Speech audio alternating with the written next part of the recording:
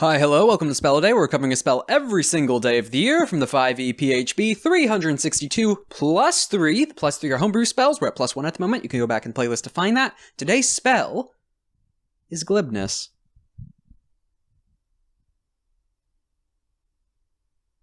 Do you get it? 8th level transmutation, casting time of 1 action, range of self, components verbal, duration 1 hour. Until the spell ends, when you make a charisma check, you can replace the number you roll with a 15. Additionally, no matter what you say, magic that would determine if you were telling the truth indicates that you are being truthful.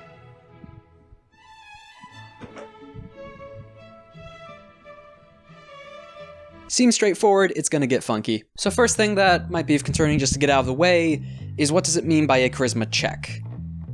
So, some say this also includes spellcasting abilities or modifiers that work with charisma. And there's a lot of charisma spellcasters. Then there's... This is a spell that gets real muddled in rules layering on your interpretation. Similar thing that someone brought up with the Friends cantrip is, technically it might buff spells. No. At least that's the school or debate side that I fall on, is that it doesn't. It's meant to affect social roles, and it just tries to grab intimidation and all the rest, deception, persuasion, with just charisma checks. I just think it's lazy writing that added to that confusion. If you do disagree, mention your reasonings for why you would say this affects spell casting down below in the comments. Maybe I can be convinced. Maybe you can convince others, or maybe this debate can continue into an endless spiral. In the end, I think rules is intended, it's not meant to. Okay, the next one, or the next two features, I guess, because there's only really a few features, is the automatic charisma checks up to 15 on the roll, because that's the important factor, is it's not the total changes to 15. It's the fact that the dice number is switched with a 15 if it's anything lower.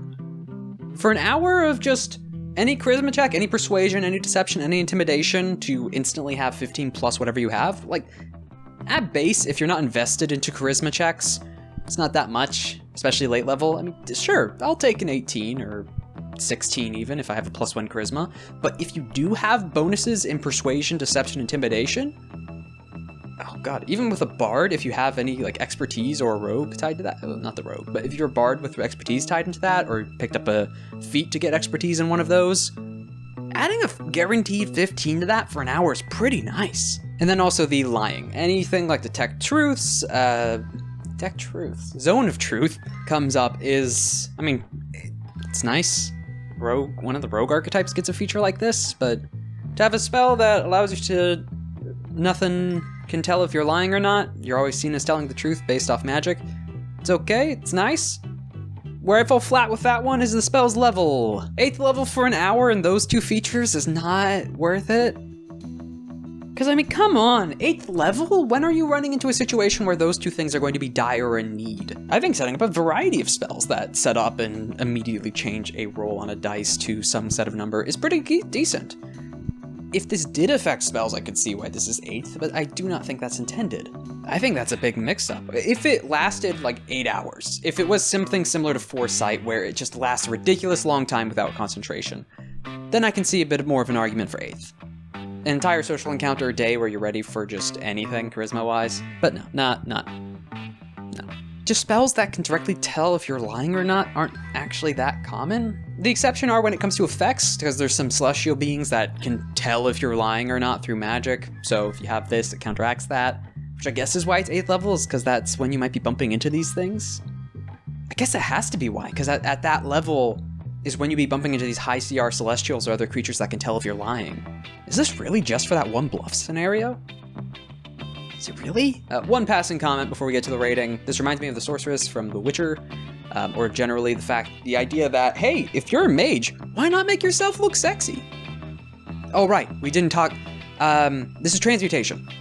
You might be asking, wait, wouldn't this be enchantment? I could see an argument for this being enchantment, but because it's transmutation, even though it doesn't say this in the text, I think it physically changes you a little bit, removes some of the imperfections, makes you a bit more alluring, or intimidating, because it can affect a variety of things. It's not just the, ooh, hot, sexy model caster. I don't know what I'm doing. It also allows you to look scary, intimidating, helpless when lying. But also I could see an argument for enchantment. Like, if you were to tell me, I would say this should be enchantment. just because of the lying effect after. Because yes, transmutation could theoretically cover the first part with the checks becoming a 15 at base on the roll, but not for the lying. 3 out of 10. 3 out of 10. The lying spell slot, it could still come in use again in that one specific niche scenario, and in general when it comes to the charisma checks. The level you get it, and then also the spell slot it costs. It doesn't take any verbal component. It doesn't take any material components. That is, none of it's consumed. None of it's an expensive gold cost. It's an hour without concentration, even though it's just an hour. The non-concentration's pretty good. And in that one scenario, it's a trump card. So, 3 out of 10.